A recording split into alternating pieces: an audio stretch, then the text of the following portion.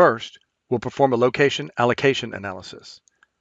In the web viewer, we'll click the analysis button, and then under Find Locations, choose Best Facilities.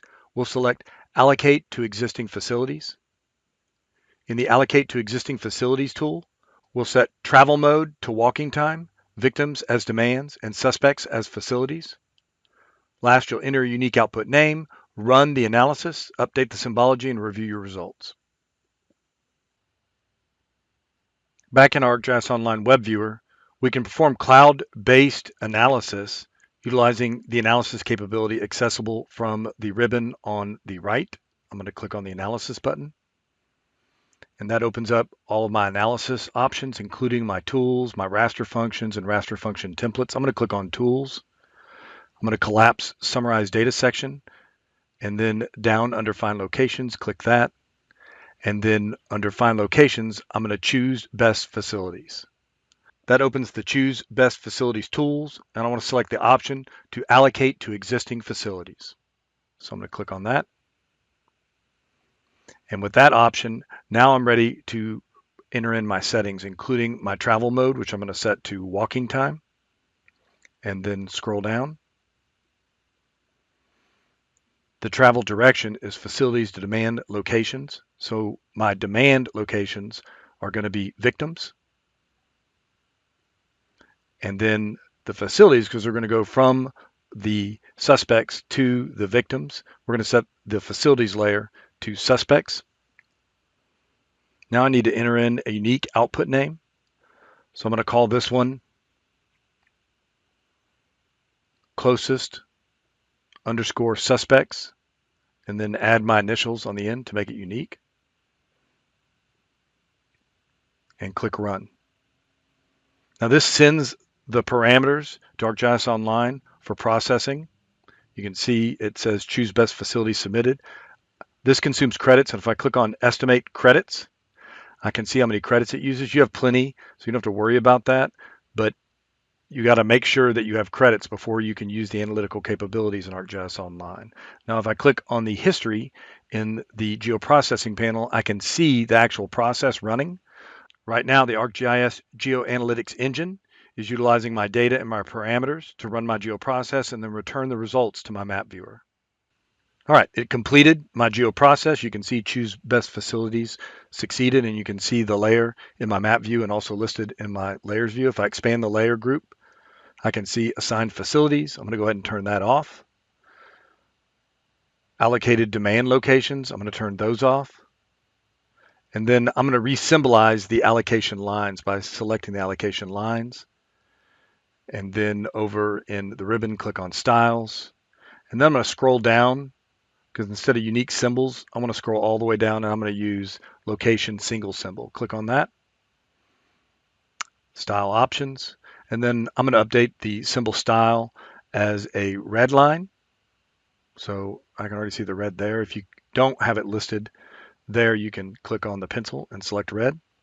And I'm going to switch out the width and make it 2 points, or 2 pixels in this case. Go ahead and click done, and done again. Now the allocation lines are drawing on top of the other symbols. So over in the layers panel, if I select and drag the layer all the way to the bottom, they'll draw first, and then on top of them, the victims and the suspects. Now we're ready to review the results of our location allocation analysis. And if we look at all the data, we can see that one of the suspects is nowhere near the victims. And if I click on that suspect feature, I can see it's listed as Nathan Elgin. So maybe we can remove him from our list of suspects. But there are still 2 other suspects. The one in central downtown is James Jimmy Phillips Jr., and the suspect closer to the river is Maurice the Malay cook. Now I can look at the travel time and relationship between each of the suspects and the victims by clicking on an allocation line. And so this suspect is 18 minutes walk time from the victim, which is about a mile in travel distance. All right, well, it looks like we're going to need to perform more analysis before we can identify who our true serial killer is. In step 4, we'll perform a density analysis. we'll click the Analysis button, and then under Analyze Patterns, select Calculate Density. In the Calculate Density Geoprocessing tool, we'll select victims as input layers, enter a unique result layer name, and click Run. And then we'll reorder, reassemble, and review our results. Back in the ArcGIS Online Map Viewer, in the right vertical ribbon, I'm going to click on the Analysis button. And right now it's set on my history. I'm going to click on Home, and then Tools. And it's still set on the Choose Best Facility, so I need to click the back button. And then Collapse Summarize Data. And under Analyze Patterns, I'm going to locate the Density tools. There I can see the raster cell calculate density. I want to use the Vector Feature Calculate Density tool. And under Input Layers, I'm going to set the input layer as Victims. And then scroll the geoprocessing tool all the way down, accepting all the default parameters.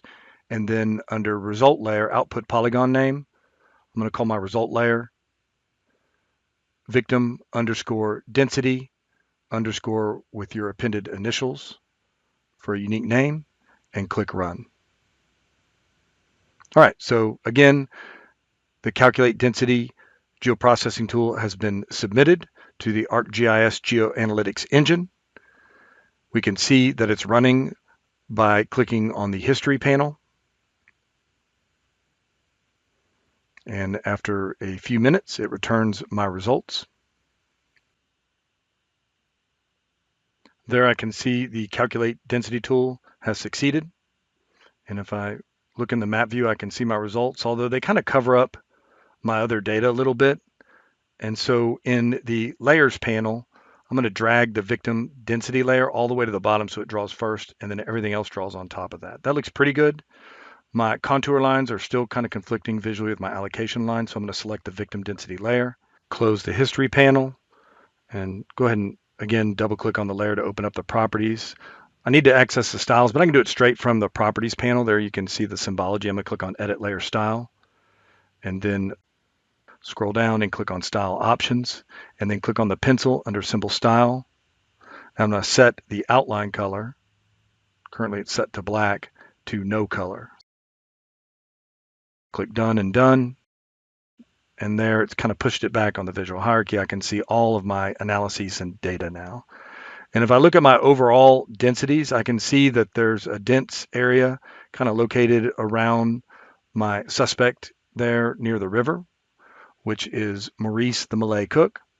And then I still have a density, if you look at all of the density, centered around James Jimmy Phillips Jr. So still a little bit inconclusive. I need to perform another analysis before I can really hone in on who the serial killer might be. Last, we'll perform a geostatistical analysis. Again, you'll click on the Analysis button, and under Summarize Data, select Summarize, Center, and Dispersion. In the Summarize Center and Dispersion tool, you'll select Victims as input layers, select all summary types, you'll enter a unique output name, run the analysis, then you'll finalize your layers and save your map. Now, a geostatistical analysis will allow us to analyze the spatial distribution of our data, in this case, our victims. And so we can run this analysis again over on the right vertical ribbon by clicking on Analysis, and then Home, and Tools. We got to back out of the Calculate Density tool. And then under Summarize Data, we're going to select Summarize, Center, and Dispersion. All right, so we're going to set the input features to victims. Under Calculation Settings, the summary types, we're just going to click on Select All.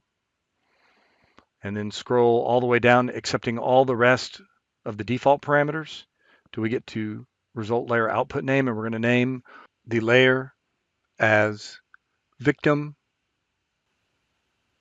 underscore geostatistics with your initials appended to the name. Go ahead and click Run. All right, so that's running the Summarize Center and Dispersion geoprocessing tool. If I go over to the history, I can watch the process run. And after a few moments, it returns my results to my map view.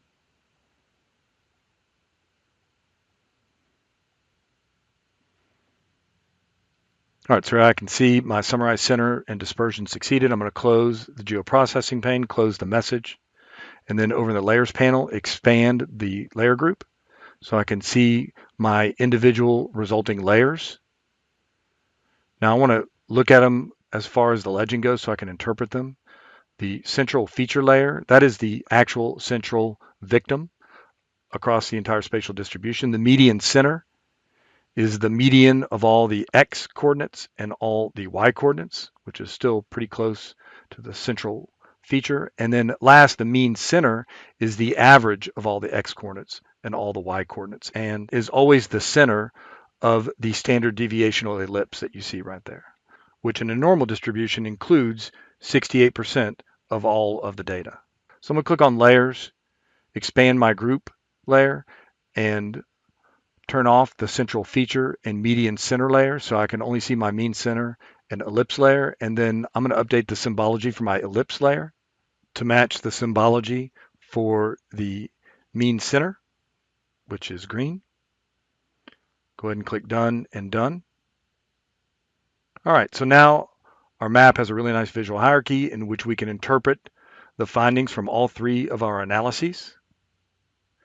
Interpreting the analyses, for me, it looks like we can exclude two of our suspects, including the Malay cook, and I would focus my suspicions on this center suspect right here, which is closer to the mean center of all of the victims. And if I click on that feature and look at the results, I can see there's my suspect, James Jimmy Phillips Jr., and we can also see his very last victim was his wife, Eula Phillips, who lived in the same house with him. So who do you think was the killer and why? I'm going to go ahead and close the attribute window, reset the extent for my map view. Notice my map is currently untitled. I want to go ahead and save it by clicking Save and Open, and then Save As. That opens up the Save Map window. I'm going to enter in the title for my map, which is Austin _serial _ killer _ geoanalytics, and then _ I'm going to append my initials to it. Add some tags, ACC, comma space GIS, comma space intermediate. And then I still have the summary description on the clipboard, so I'm going to go ahead and just paste it into the summary description right there, and then click Save to save my map.